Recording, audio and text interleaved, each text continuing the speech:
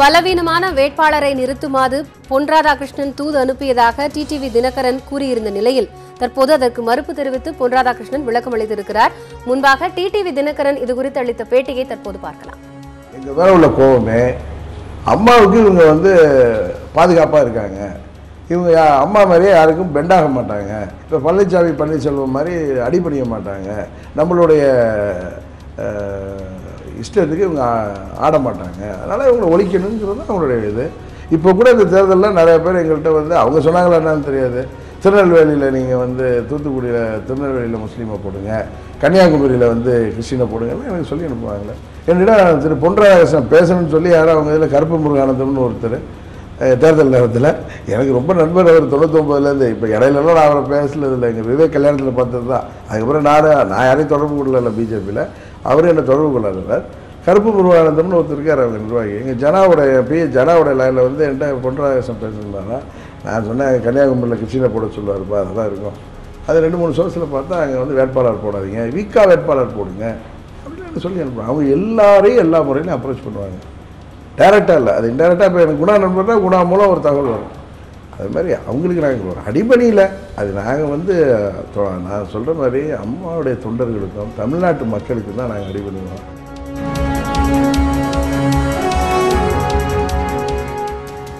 ஆயிரம் பொய்யை சொல்லி கல்யாணம் செய்வது போல் 10,000 பொய் சொல்லி தேர்தலை சந்திக்கிறார் டிடிவி தினகரன் என்று பொன் ராதாகிருஷ்ணன் இதற்கு மறுப்பு தெரிவித்து விளக்கம் அளித்திருக்கிறார்.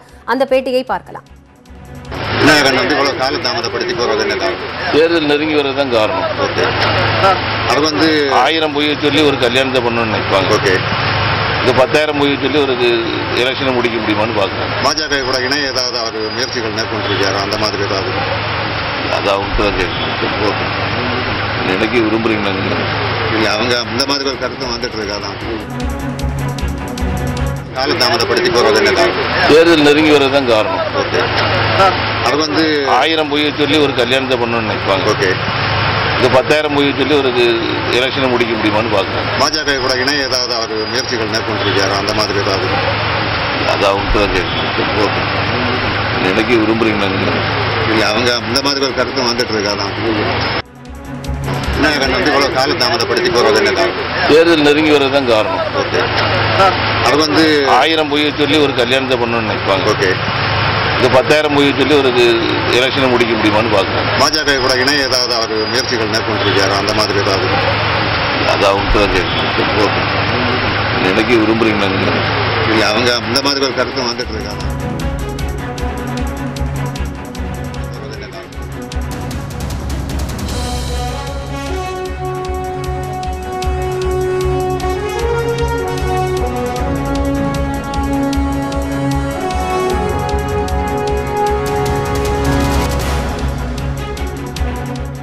நியூஸ் 18 தமிழ்நாடு தொலைக்காட்சியின் முதன்மை ஆசிரியர் குணசேகரனுக்கு அளித்த தேர்தல் சிறப்பு நேர்காணலில் பொன் ராதாகிருஷ்ணன் பாரதிய ஜனதா மாநில செயலாளர் கருப்பு முருகானந்தம் மூலம் தனக்கு தூது அனுப்பியதாகவும் பலவீனமான வேட்பாளரை நிறுத்தச் சொல்லியதாகவும் கூறியிருந்தார்.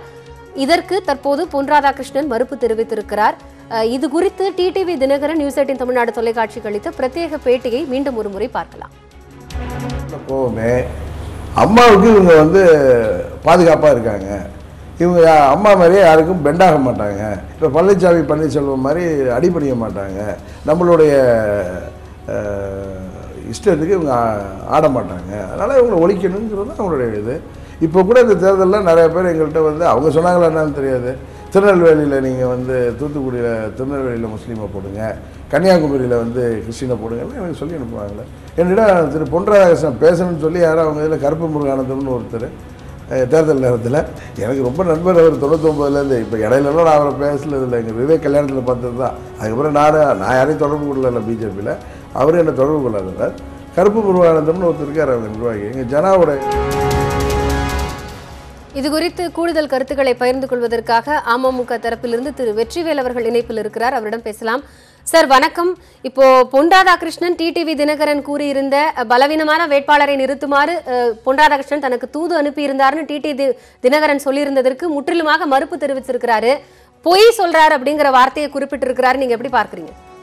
இல்லை, இப்போ அவர் ஒரு மத்திய அமைச்சராக பார்க்கல, ஒரு நல்ல மனிதராக பார்க்குறேன். செஞ்ச விஷயத்த மறுக்கக்கூடாது. அவர் சொன்னது உண்மைதான், ஆள் அமிச்சது உண்மைதான். யாரும் அவர் பொய் சொல்ல வேண்டிய அவசியமும் இல்லை.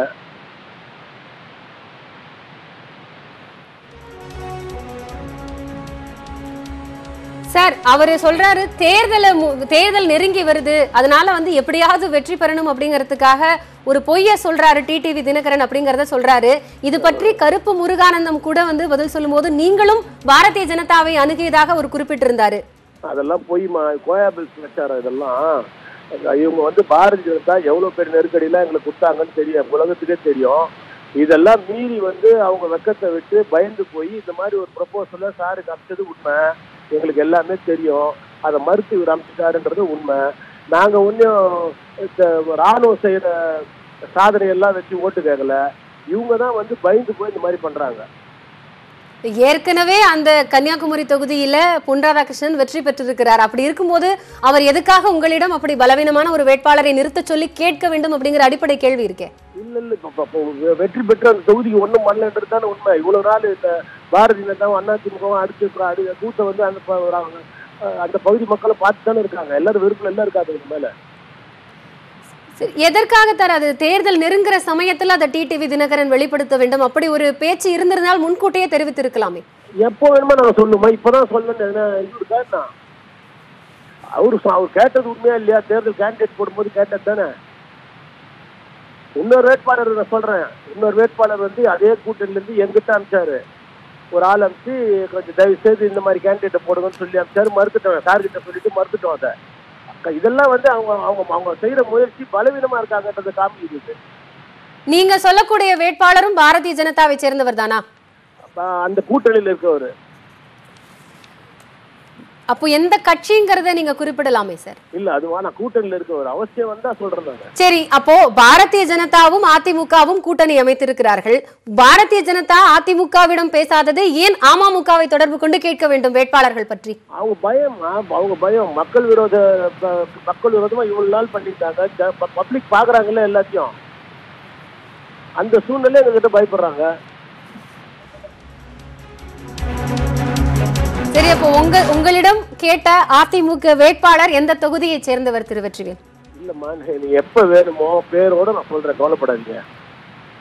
அதே ஒவ்வொரு முறையும் ஒரு பிரச்சனைக்கு முன்பாக அமமுக தரப்பிலிருந்து நாங்க வந்து ப்ரூஃப் வச்சிருக்கோம், எங்க தரப்புல வந்து ஆதாரங்கள் இருக்கு, அது தேவைப்படுற நேரத்துல நாங்க வெளிப்படுத்துவோங்கிற பேச்சு வருது.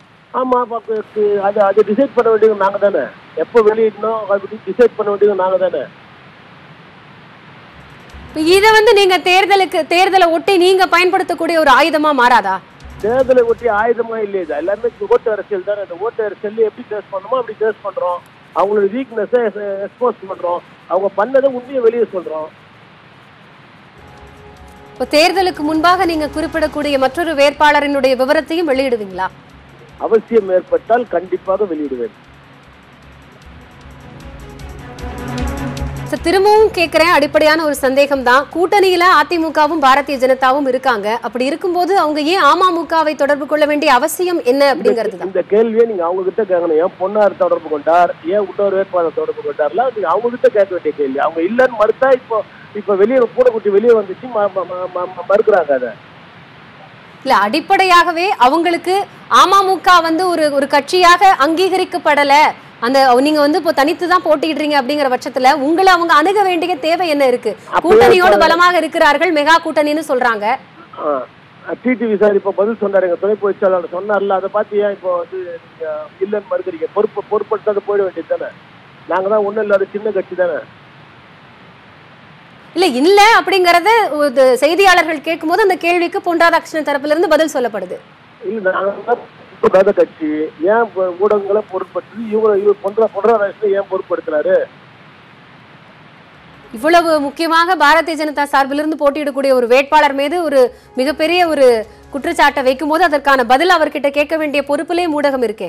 நாங்க என்ன, அங்க பாரதிய ஜனதால இருந்து எல்லா தலைவரும் தான் நிக்கிறாங்க. இவரு நிக்கிறாரு, ராஜா நிக்கிறாரு, ராஜா நிக்கிறாரு, தமிழிசை நிக்கிறாங்க. அவங்களாம் கேட்டாங்க, நான் சொன்னோம், கேட்டவங்களும் சொன்னோம். அப்போ மற்ற பாரதிய ஜனதா வேட்பாளர்கள்லாம் வலுவா இருக்காங்க, பொன் ராதாகிருஷ்ணன் தான் பலவீனமா இருக்காருன்னு நீங்க நினைக்கிறீங்களா? அவர் பயம் அவருக்குமா? எங்களை கேட்டீங்கன்னா அவர் பயம் அவருக்கு. நன்றி சார், இணைப்பில் வந்து பல கருத்துக்களை பகிர்ந்து கொண்டமைக்காக.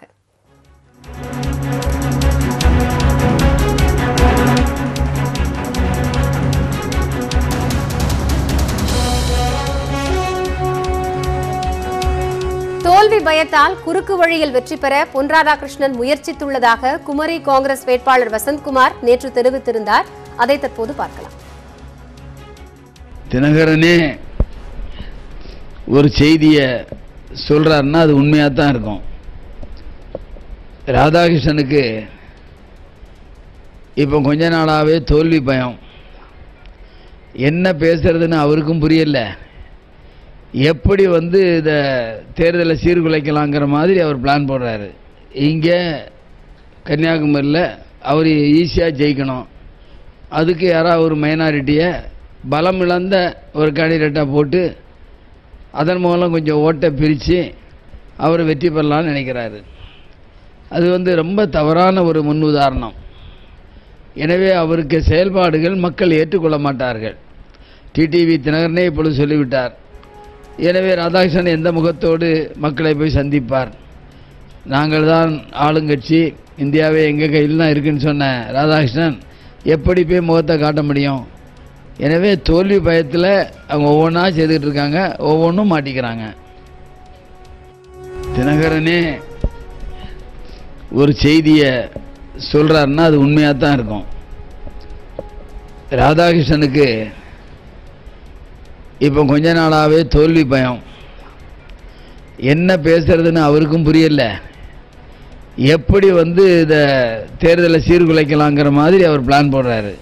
இங்கே கன்னியாகுமரியில் அவர் ஈஸியாக ஜெயிக்கணும், அதுக்கு யாராவது ஒரு மைனாரிட்டியை பலம் இழந்த ஒரு கேண்டிடேட்டாக போட்டு அதன் மூலம் கொஞ்சம் ஓட்டை பிரித்து அவர் வெற்றி பெறலான்னு நினைக்கிறாரு.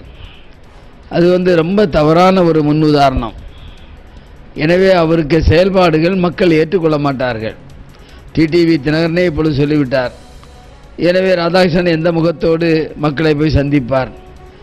நாங்கள் தான் ஆளுங்கட்சி, இந்தியாவே எங்கள் கையில் தான் இருக்குன்னு சொன்ன ராதாகிருஷ்ணன் எப்படி போய் முகத்தை காட்ட முடியும்? எனவே தோல்வி பயத்தில் அவங்க ஒவ்வொன்றா செய்துக்கிட்டு இருக்காங்க, ஒவ்வொன்றும் மாட்டிக்கிறாங்க. இந்த வேற உள்ள கோபமே அம்மாவுக்கு இவங்க வந்து பாதுகாப்பாக இருக்காங்க. இவங்க அம்மா மாதிரியே யாருக்கும் பெண்டாக மாட்டாங்க. இப்போ பன்னீர்செல்வம் மாதிரி அடிபணிய மாட்டாங்க. நம்மளுடைய இஷ்டத்துக்கு இவங்க ஆட மாட்டாங்க. அதனால் இவங்களை ஒழிக்கணுங்கிறது அவங்களுடைய இது. இப்போ கூட இந்த தேர்தலில் நிறைய பேர் எங்கள்கிட்ட வந்து அவங்க சொன்னாங்களா என்னன்னு தெரியாது. திருநெல்வேலியில் நீங்கள் வந்து தூத்துக்குடியில் திருநெல்வேலியில் முஸ்லீமை போடுங்க, கன்னியாகுமரியில் வந்து கிறிஸ்டினை போடுங்கன்னு எனக்கு சொல்லி அனுப்புவாங்களே. என்னிடம் திரு பொன் ராதாகிருஷ்ணன் பேசணும்னு சொல்லி யாரும் அவங்க இதில் கருப்பு முருகானந்தம்னு ஒருத்தர் தேர்தல் நேரத்தில் எனக்கு ரொம்ப நண்பர். அவர் 99லேருந்து இப்போ இடையிலலாம் நான் அவரை பேசலதில்லை. எங்கள் விவேக் கல்யாணத்தில் பார்த்தது தான். அதுக்கப்புறம் நான் யாரையும் தொடர்பு கொள்ளல பிஜேபியில். அவரும் என்னை தொடர்பு கொள்ளாதவர். கருப்பு முருகானந்தம்னு ஒருத்தர் இருக்கார் அவங்க நிர்வாகி. எங்கள் ஜனாவுடைய லைனில் வந்து என்கிட்ட பொன் ராதாகிருஷ்ணன் பேசுனாரா. நான் சொன்னேன் கன்னியாகுமரியில் கிருஷ்ணனை போட சொல்லுவார்ப்பா, அதெல்லாம் இருக்கும். அது 2-3 சோர்ஸில் பார்த்தா அங்கே வந்து வேட்பாளர் போடாதீங்க, வீக்கா வேட்பாளர் போடுங்க அப்படின்னு சொல்லி அனுப்புவாங்க. அவங்க எல்லாரையும் எல்லா முறையிலையும் அப்ரோச் பண்ணுவாங்க. டைரெக்டாக இல்லை, அது இன்டெரக்டாக. இப்போ எனக்கு குணா நண்பர்னா குணா மூலம் ஒரு தகவல் வரும். அது மாதிரி அவங்களுக்கு நாங்கள் அடிபணியில் அது நாங்கள் வந்து நான் சொல்கிற மாதிரி அம்மாவுடைய தொண்டர்களுக்கும் தமிழ்நாட்டு மக்களுக்கும் தான் நாங்கள் அடிபணிவோம்.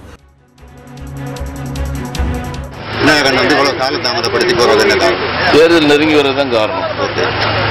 அது வந்து 1000 பொய்யை சொல்லி ஒரு கல்யாணத்தை பண்ணணும்னு நினைப்பாங்க. ஓகே, இந்த 10,000 பொய்யை சொல்லி ஒரு எலெக்ஷனை முடிக்க முடியுமான்னு பார்க்குறாங்க. பாஜக கூட இணைய ஏதாவது அவர் முயற்சிகள் மேற்கொண்டிருக்காரு, அந்த மாதிரி ஏதாவது? அது அவங்க தான் கேட்கணும். நினைக்க விரும்புறீங்களா? இல்லை, அவங்க இந்த மாதிரி ஒரு கருத்து வந்துட்டு இருக்காதான். தேர்தல் நெருங்கி வர்றதுதான் காரணம். ஓகே, அது வந்து 1000 பொய்யை சொல்லி ஒரு கல்யாணத்தை பண்ணணும்னு நினைப்பாங்க. ஓகே, இந்த 10,000 பொய்யை சொல்லி ஒரு எலெக்ஷனை முடிக்க முடியுமான்னு பார்க்குறாங்க. பாஜக கூட இணைய ஏதாவது அவர் முயற்சிகள் மேற்கொண்டிருக்காரு, அந்த மாதிரி ஏதாவது? அது அவங்க தான் கேட்கணும். நினைக்க விரும்புறீங்களா? இல்லை, அவங்க இந்த மாதிரி ஒரு கருத்து வந்துட்டு இருக்காதான். பலவீனமான வேட்பாளரை கன்னியாகுமரியில் நிறுத்துமாறு அமமுகவிற்கு பொன் ராதாகிருஷ்ணன் தூது அனுப்பியதாக டிடிவி தினகரன் நியூஸ் 18 தமிழ்நாடு தொலைக்காட்சிக்கு அளித்த பிரத்யேக பேட்டியில் குறிப்பிட்டிருந்தார். இதைத் தொடர்ந்து பொன் ராதாகிருஷ்ணனிடம் இதுகுறித்து கேட்டபோது தேர்தல் நெருங்கி வரும் நேரத்தில் டிடிவி தினகரன் பொய் சொல்வதாகவும் 1000 பொய்யை சொல்லி ஒரு கல்யாணத்தை செய்யலாம் என்பார்கள், ஆனால் அவர் 10,000 பொய்யை சொல்வதாகவும் பொன் ராதாகிருஷ்ணன் கூறியிருந்தார். இதுகுறித்து அமமுக தரப்பில் மீண்டும் நாம் தொடர்பு கொண்டு கேட்டபோது உண்மையான விஷயத்தை பொன் ராதாகிருஷ்ணன் வேண்டுமென்றே பொய் சொல்லி மறைக்கிறார் என்றும் தெரிவித்திருக்கிறார்கள். இதேபோன்று மற்றொரு வேட்பாளரும் தங்களிடம் அணுகியதாகவும் தேவைப்படும் நேரத்தில் அவர்களுடைய விவரங்களை வெளியிடுவோம் என்றும் அமமுகவை சேர்ந்த வெற்றிவேல் கூறியிருக்கிறார். இதற்கு காங்கிரசினுடைய வேட்பாளர் வசந்தகுமாரும் பொன் ராதாகிருஷ்ணன் இதுபோன்று டிடிவி தினகரனை அணுகியதாக கூறியதற்கு கடுமையான எதிர்ப்பை தெரிவித்திருக்கிறார். பொன் ராதாகிருஷ்ணன் தோல்வி பயத்தால் இதுபோன்று பேசி வருவதாகவும் அவர் கூறியிருக்கிறார். இதுகுறித்து பல்வேறு விஷயங்களையும் தகவல்களையும் அடுத்தடுத்து வரும் செய்திகளில் நாம் விரிவாக பார்க்கலாம்.